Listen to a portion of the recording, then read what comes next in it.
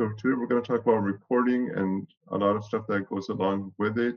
We'll talk about standard reports and custom reports, etc. So really cool stuff, and you'll see how easy it is actually.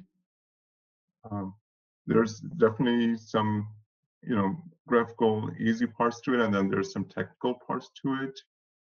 Today we're going to talk about the report types and give you guys an overview of that structure, and then the report objects and report examples. Okay. So a little bit of the architecture and how the reporting model, the reporting tool is built in. So for our custom reports, there is a Workday report writer, but it's built into Workday. So when you log into Workday, it's already part of the app, and there's no separate place to go to access a report writer. Report writer is also built into the business processes. So actual workflow, you could run a report from there or access the data from a business process, but it's all within Workday. There's no separate link for it. And reports could be presented as a dashboard and be able to run it as big data. And when we're presenting reports on the screen, it could be as a scorecard, but you could also have an Excel template as part of it, so that when you download the data, it is already formatted, so you don't have to reformat it again into Excel. The reports could also be used as a outbound integration, which is called reporting as a service, or RAS.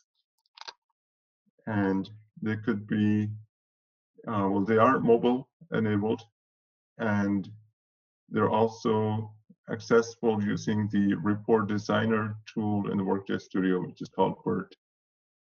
This allows you to format the layout as a PDF app. Okay. Within Workday, when we're searching for reports, there's some prefixes you may use. Prefixes are not necessary. Actually, I never or hardly ever use these report prefixes, but they are available and they do help search, narrow down the search results. So if you type RD and then colon, and then you put some text, you will get results from the search that are only the custom reports. So which helps. Otherwise, if you put like headcount, you'll get everything related to headcount. But if you put RD colon headcount, you only get the custom reports that match the search string. And then you could also put tags on a custom report. And then if you want to search on only the tags, then you use RDT colon and then the tag string. You could also search on the prefix field using this prefix. You could use Workday Standard Report.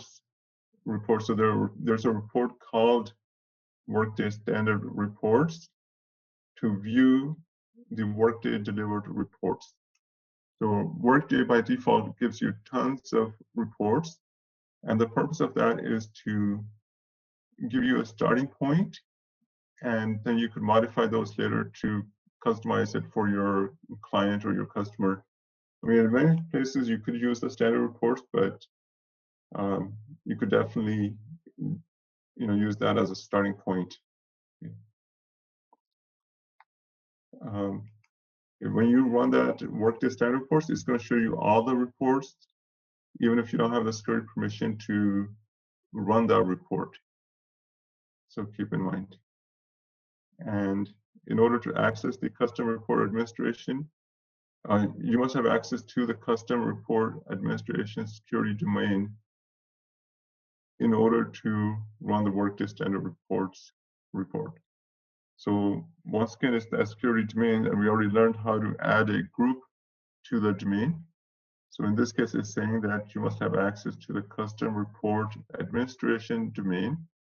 So you have to see which group you're in, and you have to make sure that group is part of the customer report administration domain in order to run this report. You could so access standard reports in multiple ways. So let me just quickly show you in the system. So the task is all standard reports. Okay, I've been logged out.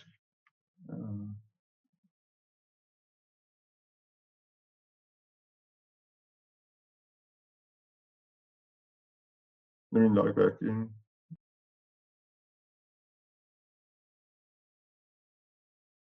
I don't think the issue is logged in. This user does not have access to that. So try that on your tenant, and if not, add your user group to that domain.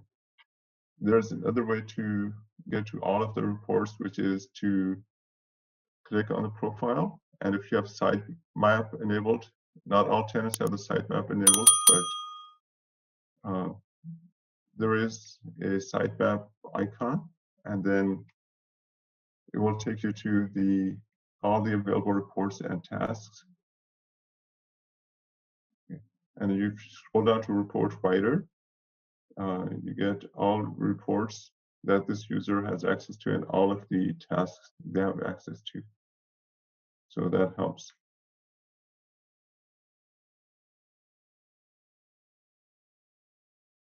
Worker standard report. So let me run the worker standard report.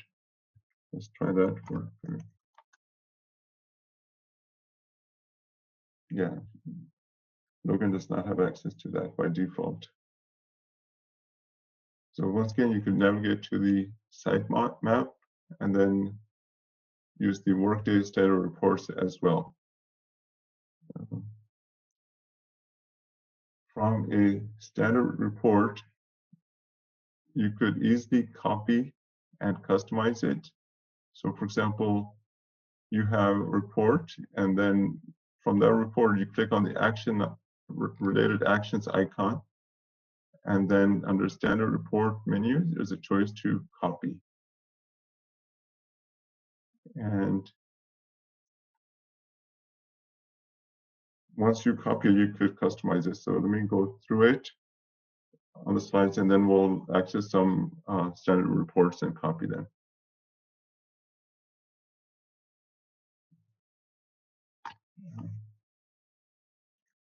Once you're copied a report and you're on the edit screen, let's just familiarize with it before we go to the tenant. On the very left-hand side, there's columns that you could add or remove. And if you want to add a new column at the top, you can use this icon, or you could use the plus icons that are on the side. You could reorder them, and right here, you could select the field that you want to display based on a business object, and you could override the field name. So you'll select the field name and the field column, but if you want to give it a different name, or a name that's that makes more sense for the business, you could override that, and you could format the output using different format masks, and then you select in the options column how you want to display the data. So for example, you could select that if there's no value returned in that column, then don't display that column altogether. So there's a choice called like do not display if empty, and there's other options available as well.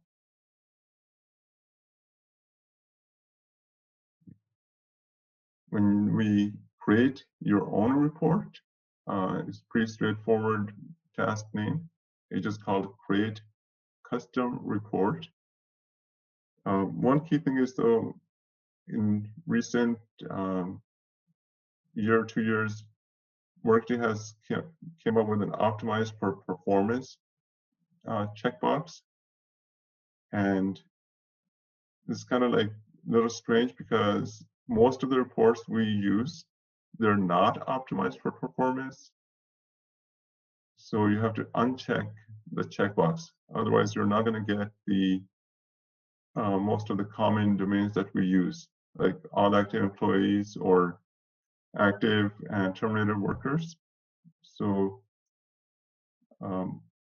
unless the data source that you are going to use, you know for a fact that it's optimized for performance, like it will have the word index in front of it, you have to uncheck this. Otherwise, your data source that you're trying to select will not show up. So a little bit of a gotcha. And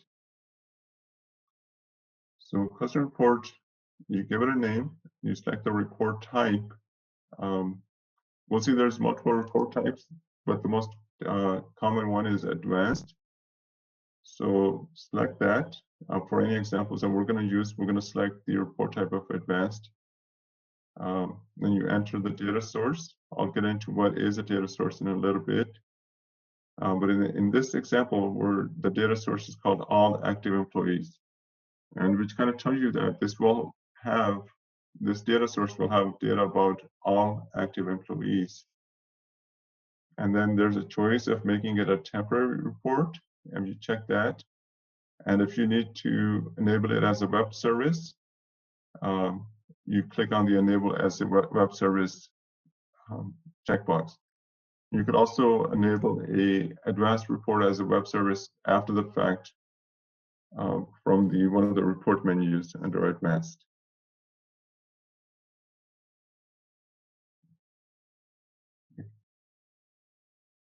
So here, the data source, all the active employees. If most of us, we never seen use this kind of terminology before, but think of this as the table where the data is going to come from. Even though in Workday it's not considered a table. So on the next page, I'm going to show some examples and some more Workday terminology. But it's going to look complicated, but don't worry about it. All we're talking about is just tables and fields and how things are connected. So all of the data in Workday is they're stored as business objects, and think of a business object as a table or a worksheet in Excel. And these business objects have columns and rows, and Workday business object has fields and instances. And the report data source provides the view into the primary business object. So when you hear the word primary business object, this is going to be your main table. Well, think of it as a table, your main table from where you're going to generate the report. Even though I think I should stop using the word table, we'll just call it business object. But if you haven't heard this word, just think table or a view in your mind. So the report has a primary business object, and that object gives you access to the report fields and the values. And then that object also has links to other related business objects. So if you have a primary business object called employees, so that's going to be the primary business object. And then that object is based on the report data source called active employees view. So the all active employees has the primary business object employee. All active employee also has other objects, and if we're reporting on those, they will be considered the primary business object.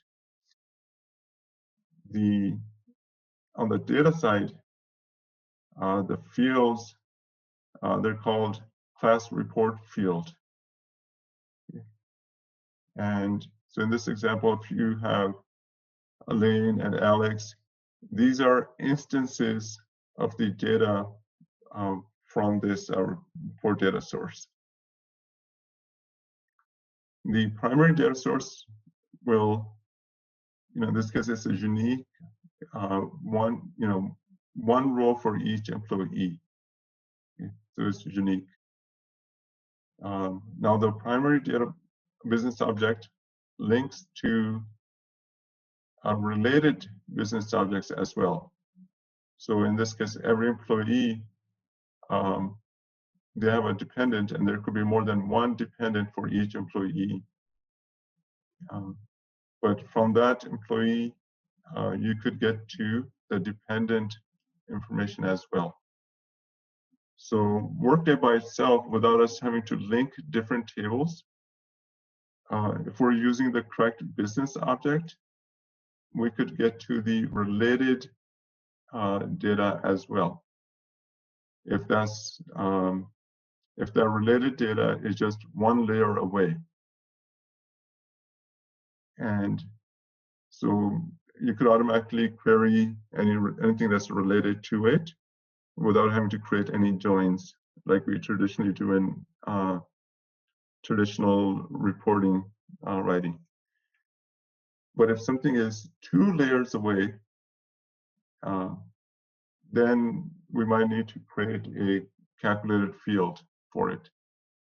So for example, if I wanted to get employee and I wanted to get the supervisory organization name, employee is related to the supervisory organization, so I could get that. But if I wanted to query the HR partner, who is the part of the supervisory org, then I cannot select HR partner as one of the columns directly. I would have to create a calculated field, and that calculated field will look at the supervisory org and retrieve the HR partner, and then that calculated field I will add to this report.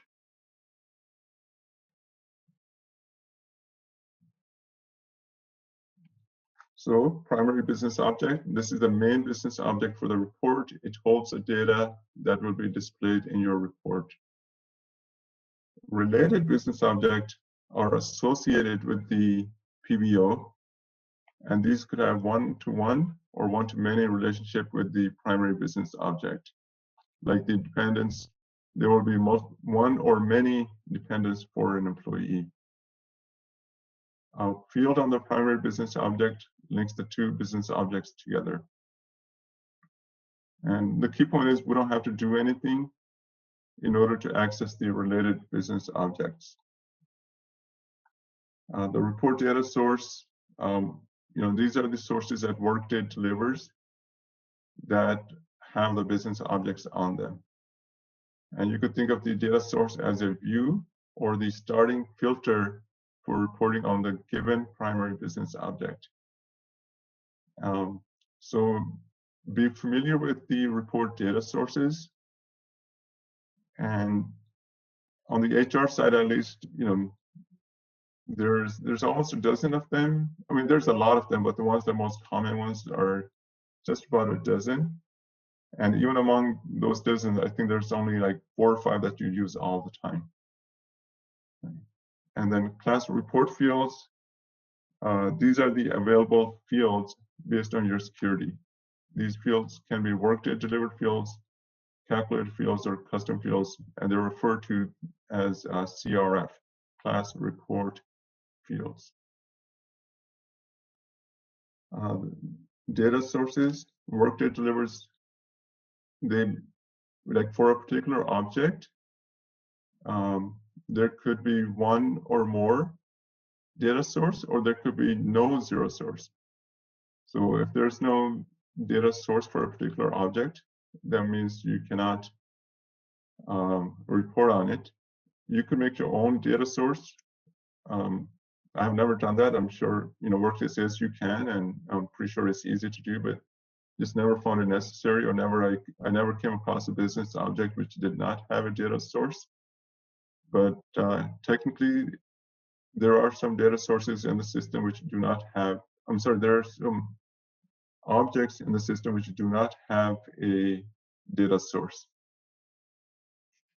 But more than likely, there are multiple sources for a particular object. So you actually have to select which is the right data source rather than worry about is there a data source or not. The report data source is the view of a given primary business object. So when we say view, so example of a business object is worker. So if we just say worker, which could be an employee or a contractor, so that worker has all different attributes like name or job title, manager. So the data and all of the data about that worker, you will need to access it from the data source. So you'll have to use, for the business object worker, you will have to use a data source which has the worker on it. And that report data source is like the view. Is like a table. Like table you could modify, but view is just the representation of that table. So think of report data source as the view of a given primary business object, and it will be the starting data for your report.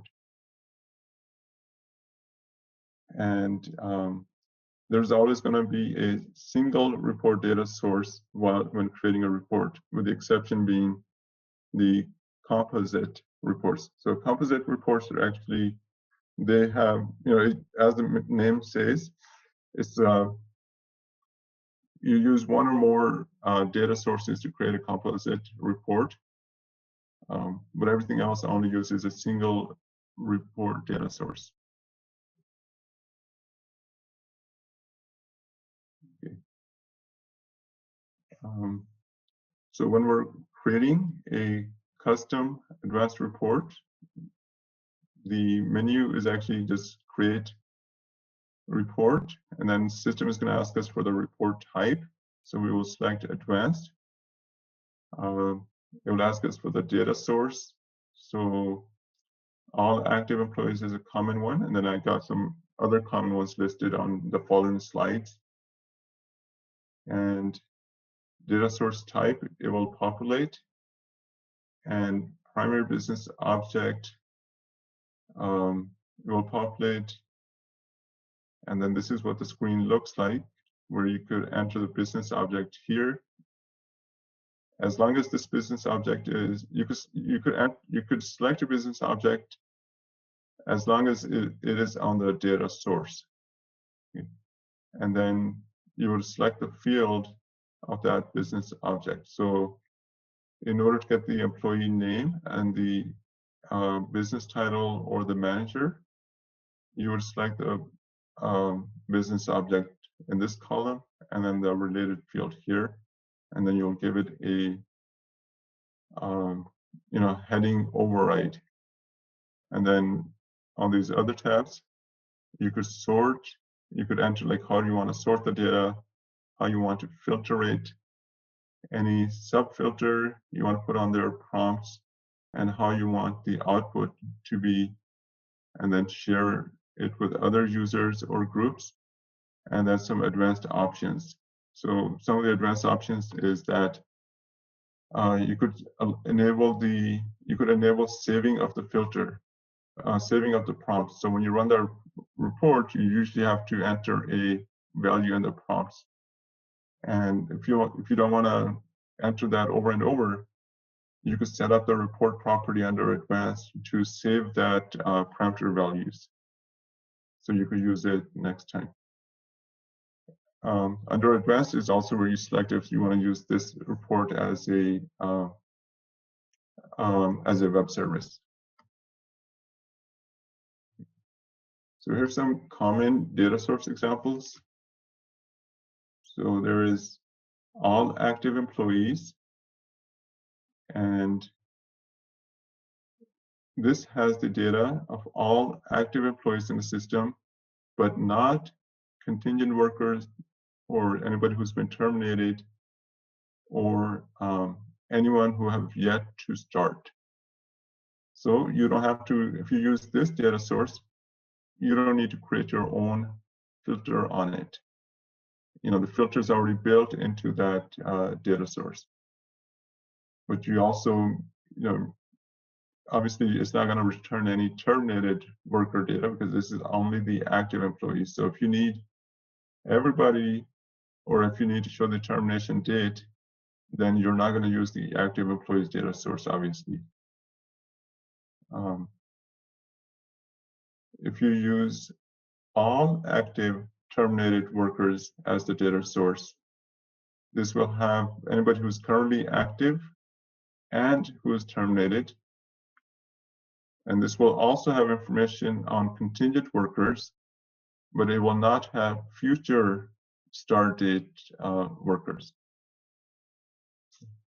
So if you need to say, hey, this person is, here's the information about someone who's going to start in the future, then you need the all workers data source. So this will have basically anybody who has any kind of entry in the system, they will be part of that data source. So active, terminated, and future workers. And from that data source, the primary business object on the all active employees is employee. But on the all active terminated workers and all workers is, the primary business object is worker. And another example is all dependents. So this has data of anything related to the dependent data. And then there's many indexed data sources. So I did not list them all. I actually just listed them here in this column. One of them is called indexed workers. Another one is called trended workers. So these are indexed data sources. They return data much faster or larger data sets. And so for high performance, when you have large data sets, you have to use these. Well, you don't have to, but you should use indexed workers as a data source. But you cannot put prompts on these indexed data sources. So you have to either build it into the filter or you run it as is. So that's the drawback on that you cannot put your own prompts on it. There are many, many more data sources. I just listed like 4 common ones or 6 common ones. But there's actually a report of the data sources. As far as the field types that you could use, there's a question on what is a prompt. So when you run a prompt, say, I create a report, but I give the option to the person who runs the report to select the data just based on some parameters. So I might have a prompt called a supervisory org. So in that prompt, you will enter, like say, for example, Logan's supervisory org. So the data that you get is going to be filtered using that prompt, and it will only return the value that matches the that prompt value. The field types that we could show or we could use, there is text. So this will be a simplified text field. There's also rich text field, and then next to the field, you'll see these icons. So if you see this icon, that means it's a text field, rich text, and rich text also has like hyperlinked. That means you could take action, or you could from that field you could click on it, and then you could get more information about it. Like you could click on the employee name, it will take you to the employee profile. There's a numeric type or currency, date types, time, date and time, there's true or false. So on some of the fields, you'll see this TF, and the value over here is going to be a checkbox. So if something is checked, that represents true. If it's unchecked, it represents false. So active status is one of them, where if it's checked, you'd only get the active status. You only get the active data for those who are active. And then some fields are multi-instance fields, which represents one-to-many relationship between two objects. For example, when you see worker on the report, it will have that multi-instance icon next to it. That means it has one-to-many relationship between this object and other objects. And just like we saw that one worker can have multiple dependents. Sorry, I skipped over single instance. Single instance ones, they only have one-to-one relationship between two objects. So one employee can only be associated with one pay group. And you'll see on that pay group, you'll see the single instance icon. On the worker, you will see an icon that looks like this, representing multi-instance or one-to-many relationships between two objects.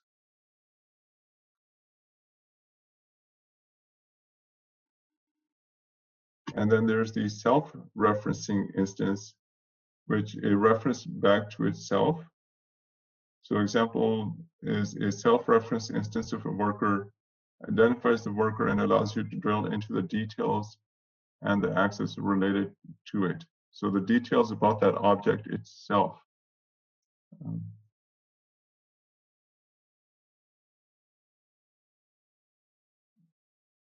Okay, so when we're creating a report, we need to determine which primary business object we need to use, and then we select, and which data source. So, you have to answer the question, like which business object contains the fields that you need in that report. So if you need information about employees, your choice would be, there is the employee business object, and then there's the worker business object.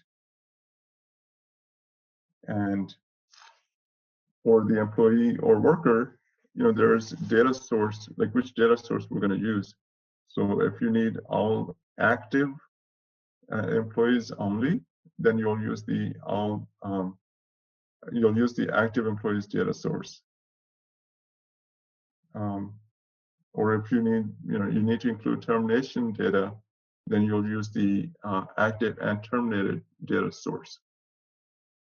And then do you need, in addition to the primary business object, which related business objects do you need to report on?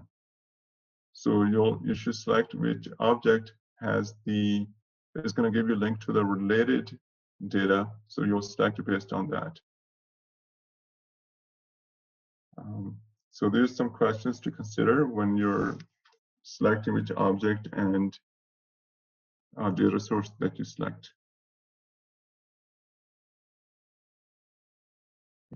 So how do you know what's available out there? So there is a business object details report. So the name of the report is actually business object details. This report prompt is the business object. So you could put in that prompt value when you run this report, something like employee. So if you select employee or you put worker as the business object in this report, you'll get all of the fields that are available on that object, all of the related business objects, and all of the data sources this object is available on, and all of the reports which have this object. So very useful. You run that report, you put in the object name. So example of the object is a worker or employee or dependent. Basically, anything could be a business object. And then you'll get all of the related information about it. And then you could select if this is the, then you'll select, it will show you which data source to use when creating the report.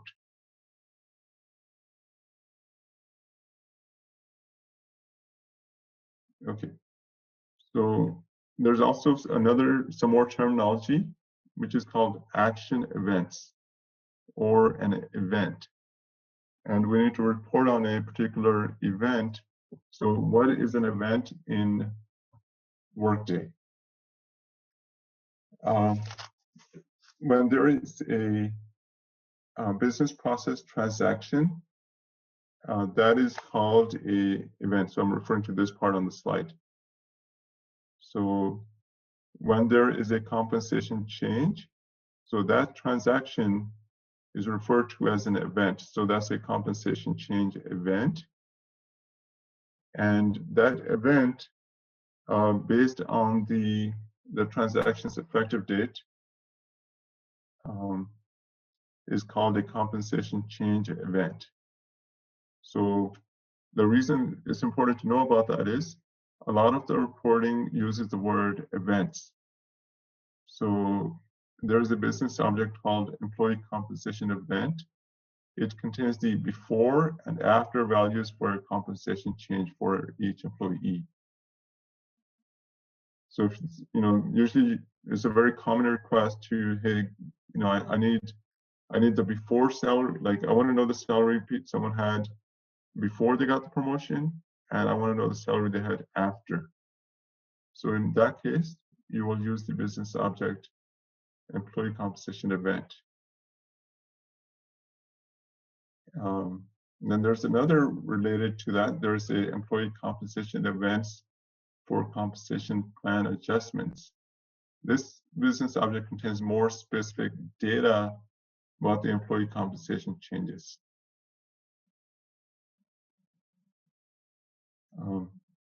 So it's good to know about the concept of events. And in this slide, I'm giving you an example of compensation events, but events are also in any business or any business process transaction, such as adding dependents or a termination event. Whenever you complete that particular transaction or business process, that's an event. So there's event-based business objects, and two of those event-based objects or examples are the ones that are listed on this slide.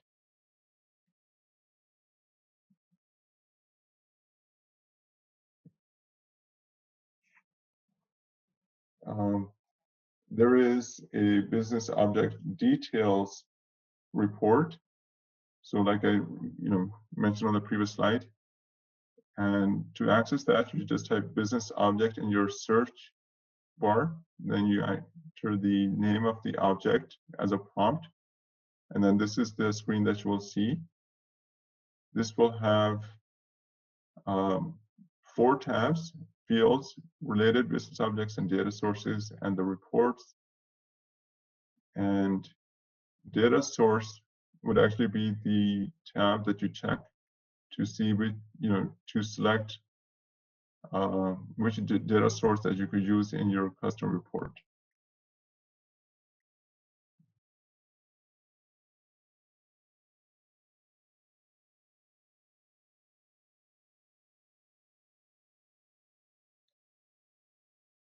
If you click on the, just one of the screenshots, if you click on the fields tab, you'll see, like in this case, the employee compensation event has 1,189 fields. So there's a lot of them. Many of them we'll never use, but you could filter on some of the common ideas. So if it's a compensation-related business object, it's going to have compensation data. So fields such as base pay current or base pay proposed. So definitely filter on the fields that you need, and you can see their description and what type of field it is, and whether it's Workday delivered or it's a custom one.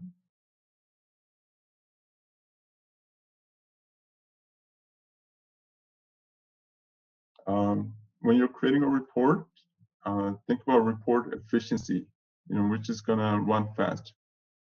If you only have, 1,000 rows of data, it's really not going to matter that much. But when you have like 10,000 rows of data, or you have like 30,000 or 40,000, or much more, you really have to consider which data source you're going to need that will still get you all of the data that you need. So choose a data source that already has the pre-built filters on it. So you don't have to do that kind of processing within the report itself. So if you only need data on, if you're looking for a compensation data of active employees, you don't care about terminated employees' compensation, don't use active and terminated as your data source.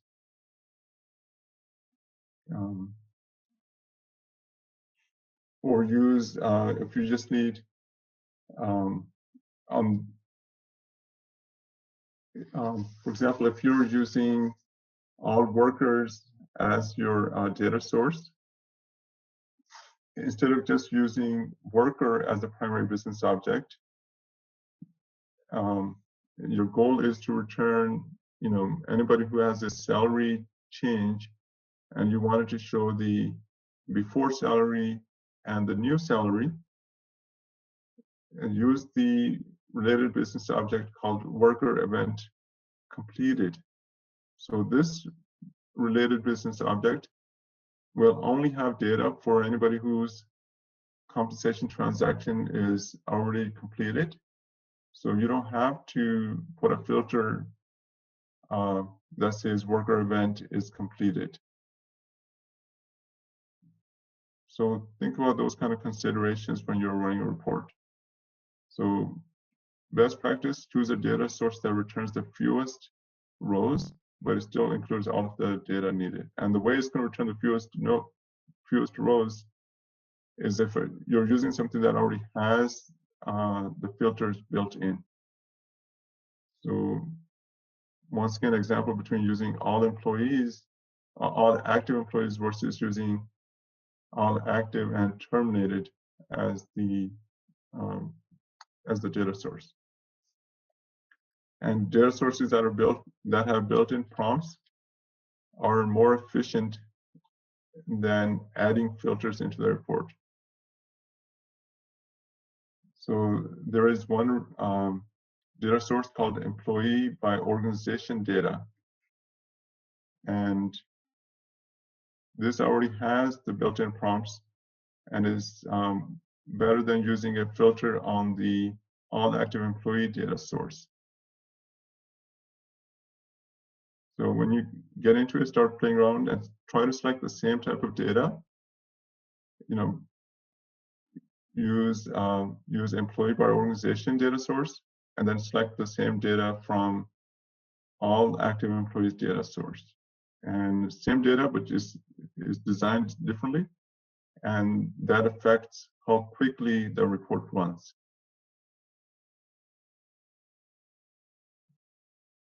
Okay. Finally, there's something called contextual reporting. It means reporting data based on the instance or based on an event, but instead of having to go to the report writer or to the report UI, just as long as there is a related action icon available, there is a menu called reporting, and from there, if you click on reporting fields and values, you will get the data that's available for that action, for that particular event. So in this case, it's a merit change. And then, but obviously it's going to be based on just Adam's composition data. So from the related actions, you go to reporting and report fields and values.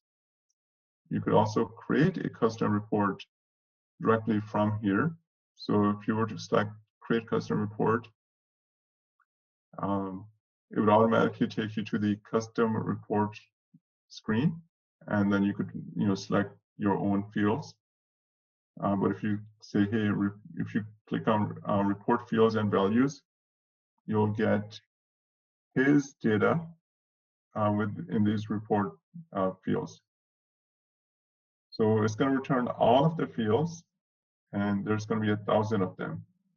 So you have to put in the appropriate filters that you need. So in this case, I have selected base pay current and base pay proposed and the effective date. So here, using contextual reporting, I was able to get the data that I needed for that particular event. And that event was for that employee. But that's just an example of contextual reporting. So you get this kind of data without having to run a report at the individual level, or depending on the object that you select from.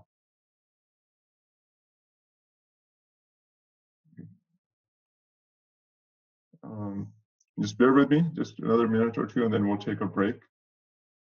These are all the different report types.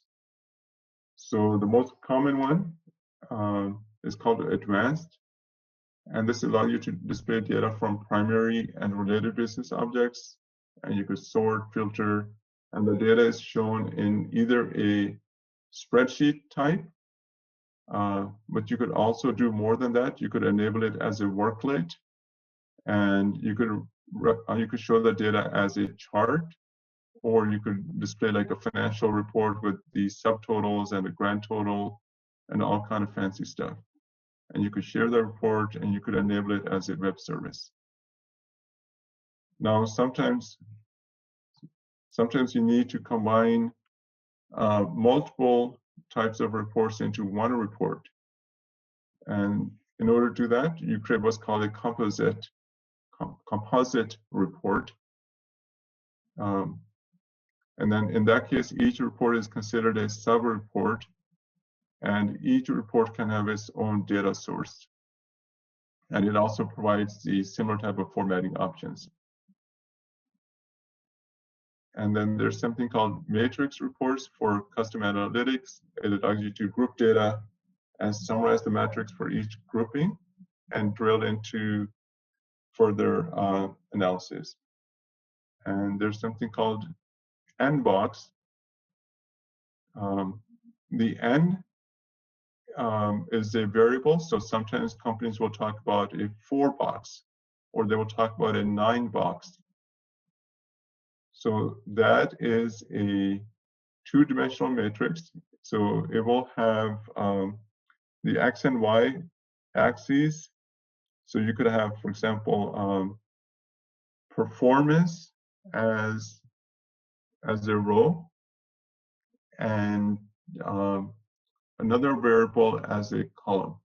So it basically is an X and Y grid that allows you to show data as a 2-dimensional matrix. It's used in the work in talent or in performance reviews. So when you're analyzing performance reviews data, they would usually request a 9-box report or a 4-box report. Search displays search results based on values selected for the filters on the report. So there's something called facets. Facets are like an existing filters in the UI of the report, and those are search reports. So when you queried on organization roles, that gave you all the different roles listed on the left-hand side, and then there's also filters available to select. That's an example of a pre-built search report. There's something called simple reports, which is a straightforward design options for beginning or occasional user to create reports quickly and easily with limited options. I've actually never created a simple report because any functionality that you need that's worthwhile it needs to be you need to use the advanced report option. And there is a transposed report. This allows you to interchange the rows and the correspondings on the report. So instead of having all of the worker data, like if you have Logan as a worker and her name, her job, her manager, her salary, instead of all of that showing up as a row, you need it as a column. Then you'll create a transposed type report. If you need to report on data over time, so the headcount amount, how the headcount actual summary data, how it changes over time, then you'll use the trending report type. This is summary data, but then you could click into it to see the details. So most of the dashboards, they will use trending matrix reports. I'm sorry, they will use trending reports.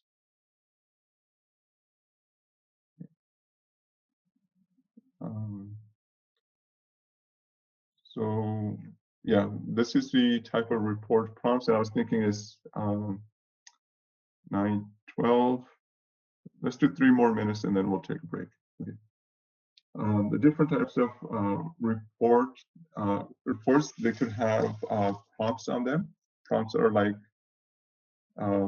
filters when you're running the report. You select a particular report prompt value, and then the data that you get is filtered based on that prompt. The reason I call this out as a separate slide is because prompts are a little bit more complicated, but there's a lot of places to get those prompts. So you could select the prompts on the screen based on anything that's available on the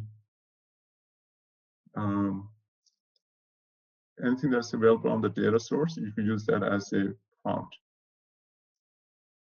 The data source filter that you use, you could use that as a prompt as well. Any of the fields that are there can also be used as prompts. If you create a calculated field for that report, you could use that as a prompt as well. And you could create a prompt set to group prompt field values.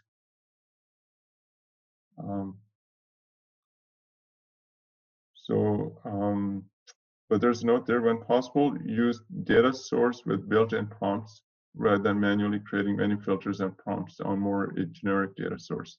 So just for efficiency purposes.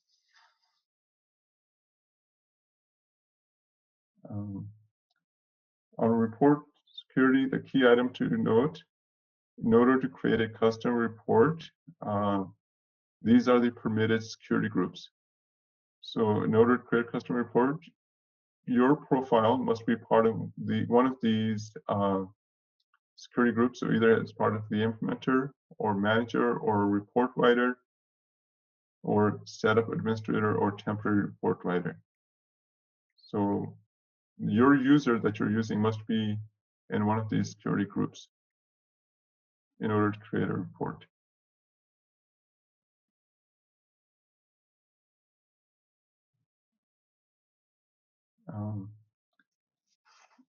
Sometimes security is the issue where a user can't run a standard report and they may not have access to it.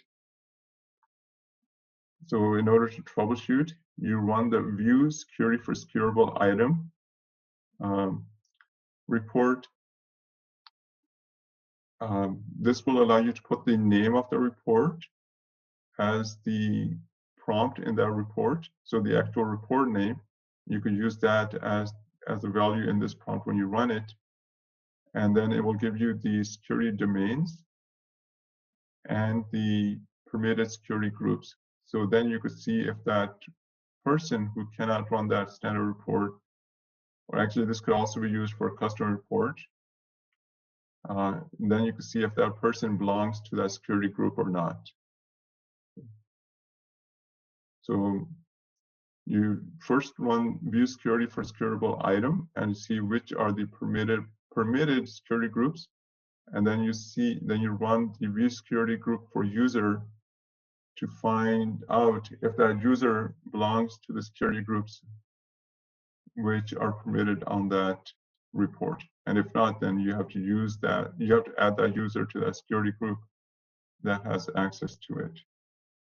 Okay, let's actually jump into the tenant and create a custom report. Create custom report. Okay, so let's think of a use case where you're requested to, for a given organization, they want to know the compensation of the employees in that organization, and they want to know what's their current salary and what is the proposed salary and the effective date. So that's the kind of report that we want to build. Is it going to be compensation related, and they want to be able to run it by a organization. So because I'm saying we want to be able to run it by a particular organization, we should probably use a data source that already has a filter based on the organization. So instead of just using employees, we could use the employee, like all active employees as a data source, or we could use employees by organization. And but we'll use the data source called employees by org because it's got the prompts built in. So I'll show you that. So let's give it a name. So I chose create custom report, and we need to give it a name. So every company, they may, depending on how sophisticated they are, they may have a report name format. So something that's easy to remember or to have consistent naming structure. In our case, I'm just going to put my initials so that's easy to find. And then let's just call it salary by org. So I'm just going to give it a name. I'm going to choose a report type as advanced. Okay. If I select temporary report, it will mark it to expire after a certain number of days. I think it's like 7 or 10. It doesn't delete the report, but there is a task that you could run whenever you want to that will delete the temporary report. So if you're just playing around and you don't want to have too many reports in your system and you don't want to manually delete them, so while you're experimenting with creating a report, you can just mark it as a temporary report, and this will mark the report as expired after a certain number of days.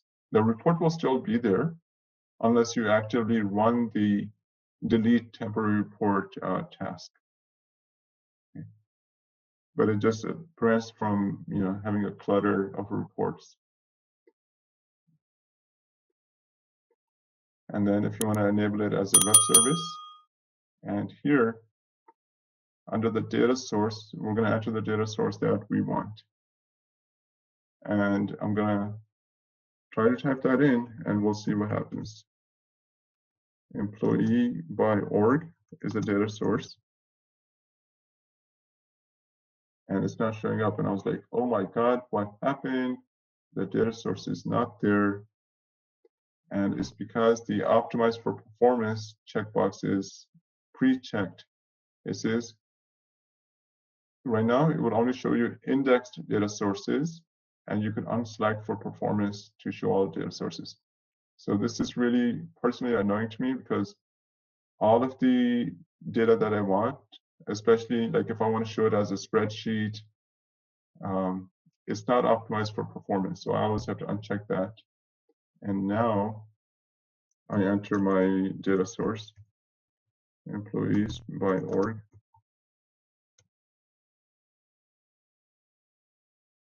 Okay. And then we click OK.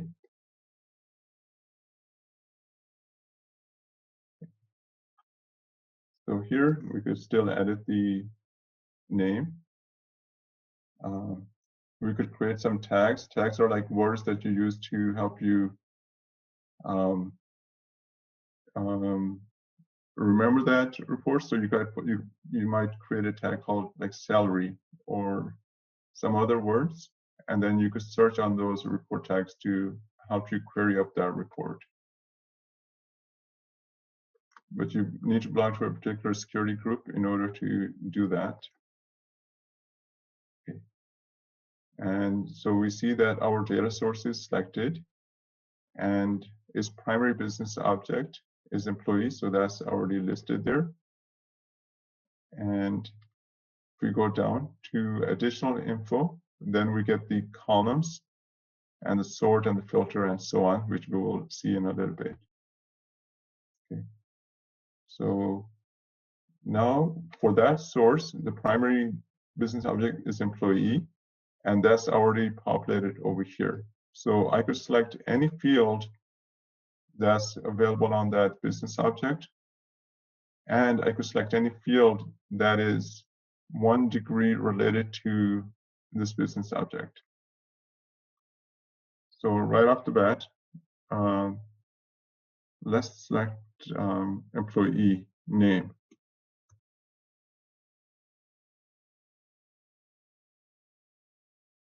So I see employee listed here.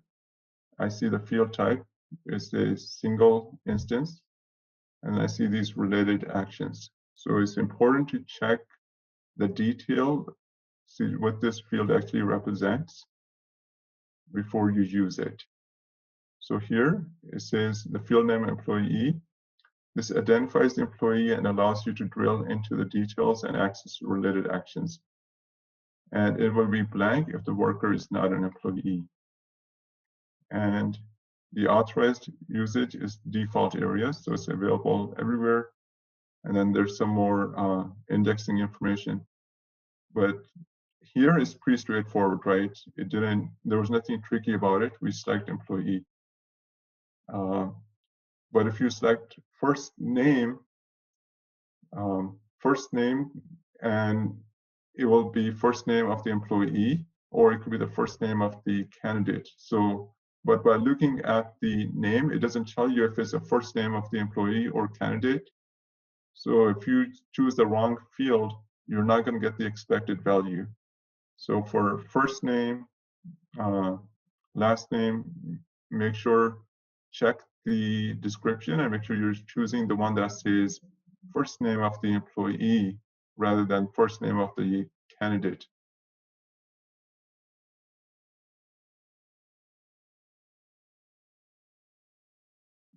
We're not going to give it any column heading override. So the name of that column is just going to be employee, which is sometimes when the name is like the field name is too long or too complicated, then I'll do an override, or depending on if it's going to be a web service, then you have to do that. But in this case, let's just create a very simple one. Just have employee. Let's have employee ID. Let's choose base pay. We need a salary data, so I'm just going to type base pay and let's see what's out there. Okay, so there's a lot of fields related to base pay, like base pay as of December 31st from previous year and so on. So what I'm looking for is base pay current. So I want to know what their current base pay is.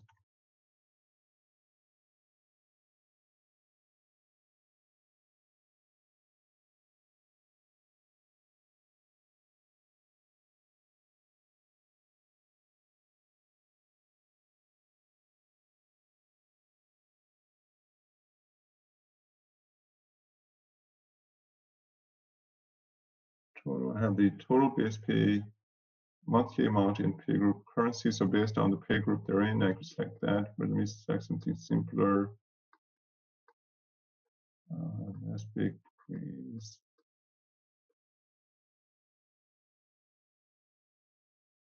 So I see total base pay. I want to see if I could use that. Let me see if it makes sense. So this one, total base pay amount. the base pay for employee's primary job. So then this is the right one. The category I see that this is available in benefits eligibility for benefit related calculations, and it's also available in the compensation category. Okay. So this is the sum of the employee's compensation elements that are considered base pay. So this seems to be the good one that will give me what the current base pay is. But this really large, so I'm like this really long field. So I'm going to override that. I'm just going to call that one base pay.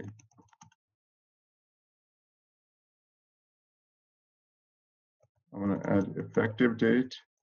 Like when was this?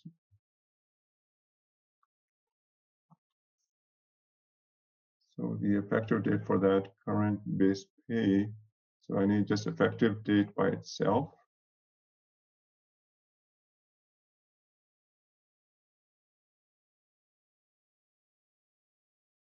Current effective date returns the effective date that is in use when this report field is evaluated. So that's not the one we want.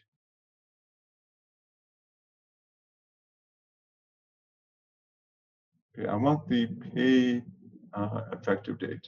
So none of these make sense. Okay, so none of these effective dates made sense for the pay increase. And now, why is that? Here, the business object that I'm using is employee. So it's going to have, effective dates that are related to the employee. But if I want the effective date of the last base pay increase, I actually need to change the business object. So it's a good example of you start off with something simple, but hey, you need salary information. And then I totally forgot that, hey, I need a different business object for it. And I kept on looking for it under the employee business object. So here, I have to use the related business object called last base pay increase.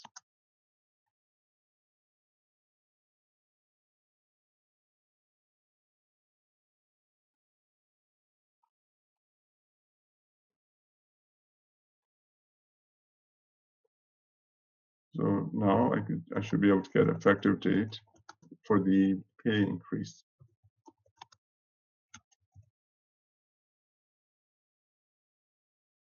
Yeah, so I see this one, and it says the date this business process takes effect. So in this case, this is coming from the compensation business process. So this is the correct field for me to use. Okay. And I'm going to add a couple more fields here.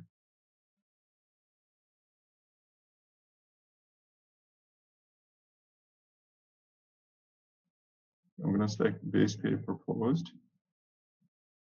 And so I'm not gonna get the total base pay from the employee business object. I'm gonna use the last pay. So I could get the employee's base pay before this particular transaction and the one that was proposed in this particular transaction. So I'm going to type base pay current.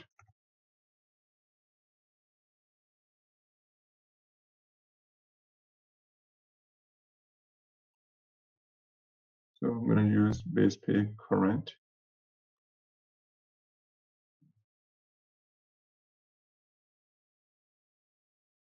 Okay, so I got 5 items in here using 2 different business objects. And at this point, I'm going to go ahead and click OK. We're not going to do any of this other tabs yet. Let me just click OK. Okay. So now I see the options to run it, test it, or hit done. When you're not sure of your filter or something, you could just click test. Test will return just the first 10 rows. So, you're not spending time loading all of the data for the report. You'll just run it for the first 10 rows and you can see what data you get. But in this case, I'm going to go ahead and hit run. Okay. So these prompts automatically were built into that data source. So I did not have to create these prompts. And this allows the user to select whichever organization they want the data for. So let's put in Logan's organization.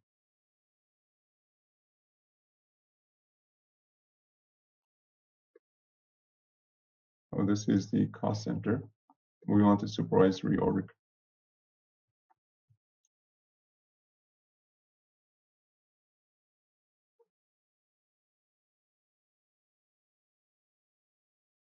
This is also cost center hierarchy. The HR services department, this is the organization that has, that's the supervisory org, and we want to report on that. We could definitely select those as well. But I know this is the one that has actual workers in it. I mean, there'll be workers in that one also, but I know like Logan for sure will have some members in this one because she is the manager of this particular org. And then if I say include subordinate organizations, it will be this supervisory org and any organizations below it. We're going to skip the include managers. We click OK. So we see 18 rows of all of the 18 workers, or I should say employees in Logan's org in the HR services department. So it's got their employee name, employee ID, effective date, and it says base pay current and base pay proposed. Okay. So one key thing to in mind is that the words current and proposed, they're with respect to the transaction. So this transaction was effective on 4/1. So when it says base pay current, this means when you started this comp change, what was the salary at that time? And then as part of that change event, what was the new proposed salary that was entered? So base pay current doesn't mean the like time-wise, like in real time, like this is the current salary. This is as part of this transaction, what was current at that time, and then as part of this transaction that was effective on 4/1, what was the new amount that was proposed?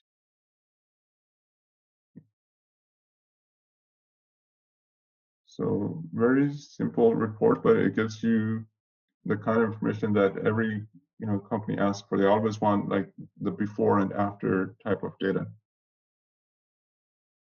So we're going to go to Betty Lou, and I'm going to see her in new tab. So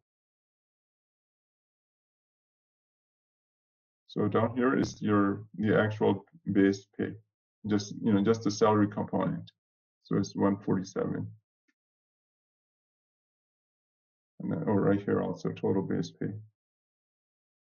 If you had any allowances, then I think it's called base pay plus something else. Because in some cases, people do have allowances, and you do want to report on not only the base pay, but you need the total salary and allowance.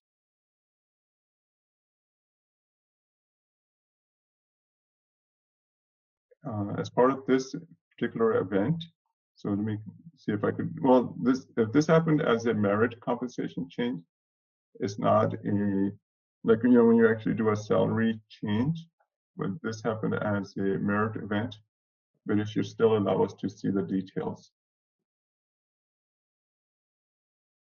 So here is the current, and here is the proposed.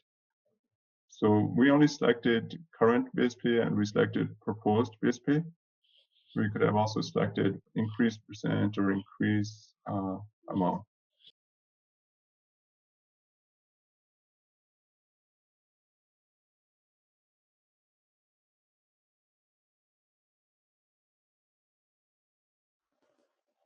So this is a very simple report on those. Now I'm going to share with you an actual report I had to build for a client. It's an Excel format.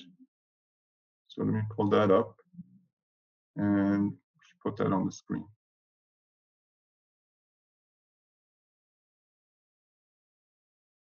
So the use case was that for the payroll partner who was in APAC region, they wanted to see all of the compensation changes within a particular time frame. So I took a screenshot. So they want to see compensation change for all of APAC. APAC is the region, right? Like Asia, Pacific, China, or whatever that stands for. But I know it's always the Asia Pacific region, and the region would be defined, based on countries. But they want to report for the payroll partner so that she could run, given a particular pay period that she would select, and the last time she ran the report, or completed by is actually when the transaction was approved, and for a particular home country. So the country in which the employee lives in, that's home country, in contrast to work country. Or she could run it by location, or she could run it by region. But she wanted to see all of the compensation changes that occurred within that pay period start date and pay period end date. Okay, so real life report that I actually had to build. And I'll put this on the LMS. But in order to do that, let me just kind of walk through. I know that it looks a little busy, the screen with all the fields, but this is exactly the kind of report you'll have to build. So let's just go through it little by little. So I had to give it a name. So compensation change for payroll, APAC. So they know that this is for the APAC region. The data source I used was compensation changes. And when I selected compensation changes, the primary business object automatically got defaulted, so I did not have to worry about that. So compensation changes, the primary BO is employee compensation event. So it had all of the compensation events that occurred. So let me move this out of the way. Okay. The columns, they told me what columns they want, but they're not going to know exactly what columns are called in Workday. So you kind of have to know the columns yourself. But so when I was entering those columns from the worker business object, I got some of the basic information like worker, employee ID, location, region. Then for compensation change and effective date, I used employee compensation event. And one interesting field is date and time completed. So this actually means I should have actually override this heading and change it to date approved. Because the date and time when the transaction completes is when the final approver completes it. So in order to access the approval date, the actual field is called date and time completed. So in your exercise, if you choose to do this one, just change it to date approved. And then the status of that transaction, if it's pending or if it's approved. And then the reason, like what was the compensation change reason? Okay. And then I chose from the employee compensation event, I chose the base pay current amount, the frequency, like if it's a monthly or annual or hourly. And then I chose base pay proposed amount. And then I also indicated which compensation plan that worker is on. So here I switched the business object, right? So here I was using employee compensation event, and then I used the worker event for the actual compensation plan details. And what is the base pay proposed frequency? So if it's an hourly or monthly or annual, it would show that. Oops, sorry. There we go. Let me just make it a little bit bigger.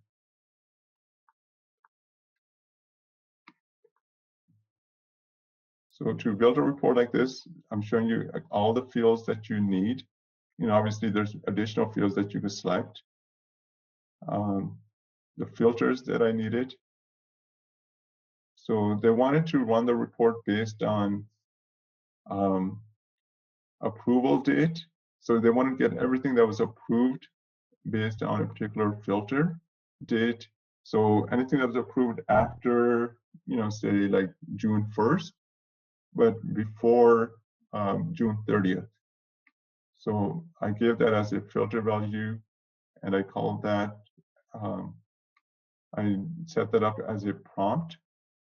And then for worker address, I also created that as a prompt so they could select that. And I put these as filters, conditions. So what I'm going to do, I'm going to try to build this report in our tenant. I won't do it right now. I'll try to build it after class. And then tomorrow you could see this. You could also try to build it yourself in your tenant if you get a chance, so that you'll have it for tomorrow. Okay. So under the filter tab, and then I indicated exactly which field to use as the prompts and the labels and so on. So you could use this, print it out, and then try to create it. It's very, obviously, this is like kind of like a sophisticated or complicated real-time report. We haven't gone through how to set it up ourselves yet. We just saw one simple example, but I'm going to upload this to LMS and try to create it yourself. But going back to the report that I created right now, I'm going to go back to it and let's try to do some more editing as well. So go to Actions and then Custom Report and Edit. So that way we could go back and make some changes.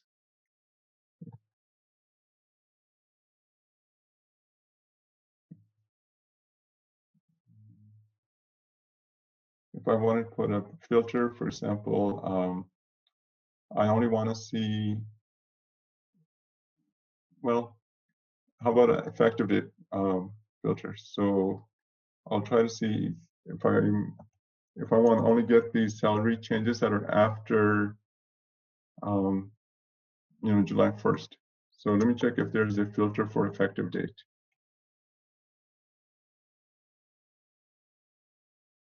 So it's going to give me the filters that are available on the primary business object.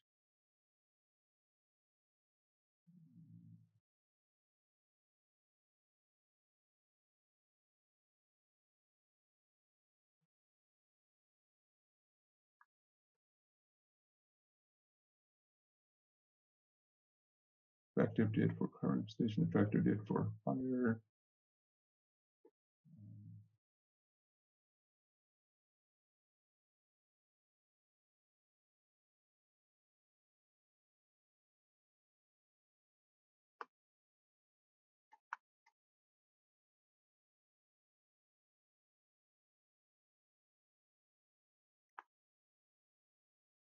So this particular report, if I wanted to do a filter on the salary change effective date, this may not be the best data source for it.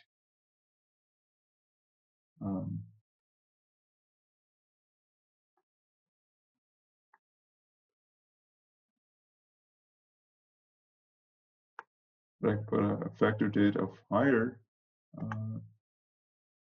effective date of hire, which is essentially, the hire date.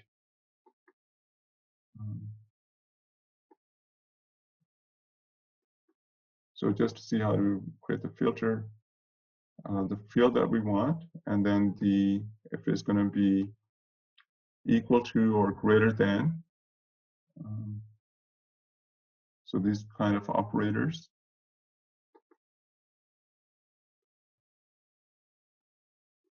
And the comparison type says value specified in this filter. You can hard code it, or you could say the value coming from a particular prompt. So the other choices are prompt the user for value, or value coming from another field. So if I selected prompt, then on the prompts tab, I will have to add that as a prompt. So then this field will be presented to the user at runtime, and then they will enter a particular date, and then that will be used as a filter. Or you could hard code it, or you could get this date from another field. In this case, it doesn't make sense to have the value coming from another field. So I'm just going to say value specified in this filter.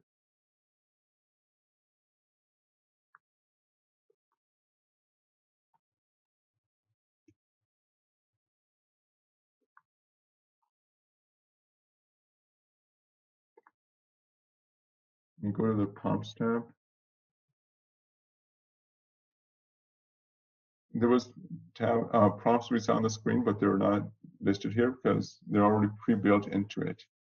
But in the report that I shared, you're going to have to create some prompts based on the use case of salary changes. So I will actually stop with this report and start building. So let me pull up my Excel, and I'm going to create that report. So I'm going to say create custom report.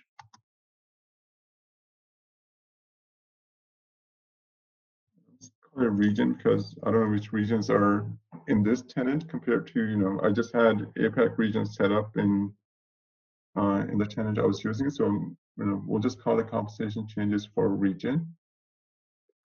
We'll call it, it's going to be an advanced report. And we're going to use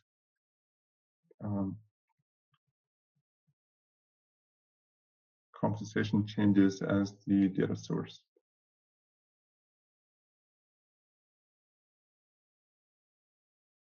Oh, see, this checkbox got me again. I went to start typing in my data source, and I have to uncheck that.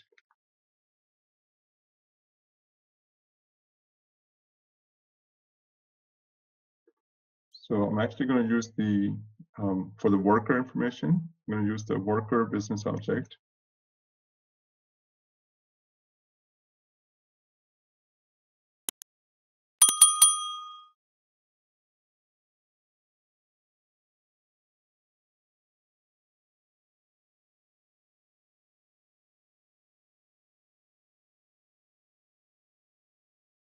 And I'm going to add one more called worker location.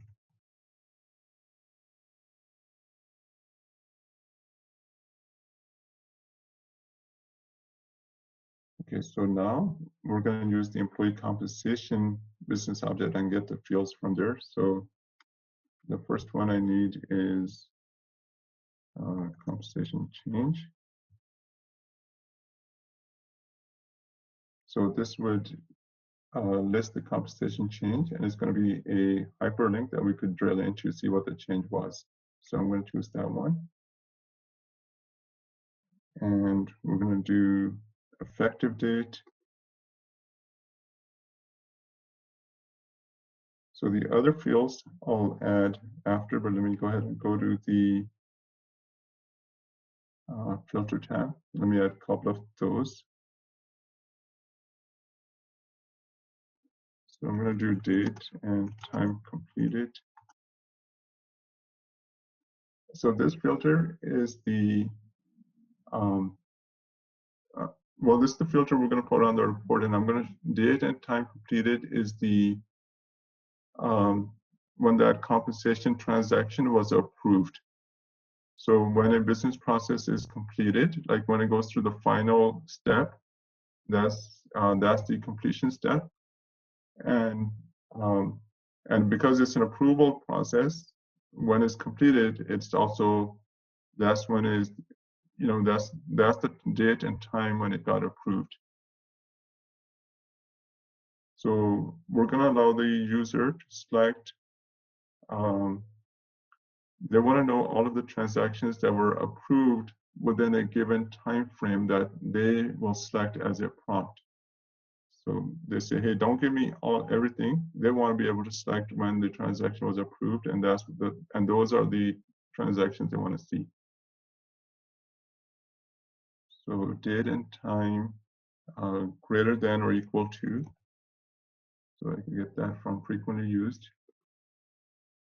And we want to allow the user to enter that as a prompt value. So we're going to select prompt the user for value. And then instead of using the default prompt, we'll just say prompt 1, because there's going to be prompt 1, prompt 2, prompt 3. And let me add another filter.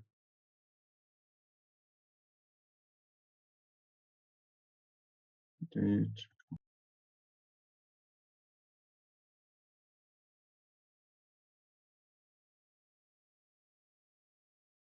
So this one's going to be less than or equal to. And once again, we're going to prompt it. Okay, so I'll go ahead and stop here, and we'll continue tomorrow. And I'll add the other fields offline. And then we click OK.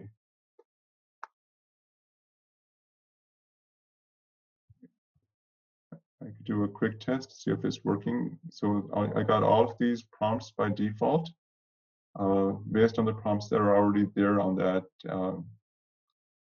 data source. So let me just choose start date 01/01, 2020, and here I'm also going to say 010. Oops.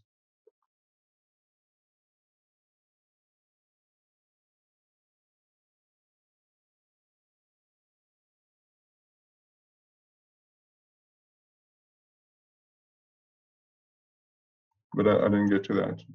But time's up for now. And I was just kind of testing it. So global, and then I include subordinate. All right. Well, let's end here.